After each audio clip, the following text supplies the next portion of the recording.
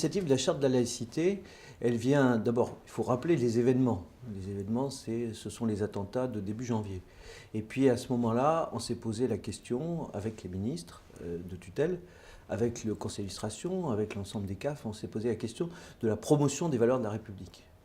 On a travaillé avec nos partenaires et très rapidement, on s'est aperçu que la laïcité, c'était la meilleure synthèse des valeurs de la République. La liberté, l'égalité, la fraternité. D'où cette charte de la laïcité qui est un élément de prévention des risques de conflits liés en clair aux religions.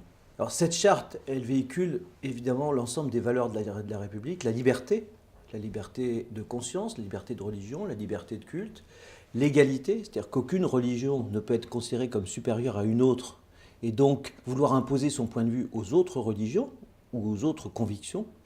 Et puis la fraternité, puisque au-delà des différences de culture, de convictions, nous sommes tous membres de la même communauté, qui est la communauté nationale. La branche famille de la sécurité sociale, elle est forcément porteuse de ces valeurs. Au premier rang, la fraternité. La famille, c'est l'endroit où s'apprend la fraternité, mais aussi, bien sûr, l'égalité, qui est une valeur essentielle de la sécurité sociale, l'égalité des droits.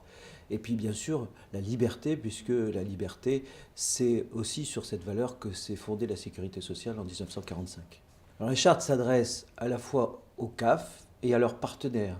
C'est un travail conjoint. Il y a des règles qui s'appliquent à l'ensemble des institutions, CAF ou partenaires. Il y a des règles qui s'appliquent aux CAF. Le principe de neutralité, par exemple, ne s'applique qu'aux CAF. Et puis d'autres s'appliquent aux partenaires. L'interdiction du prosélytisme s'applique aux partenaires.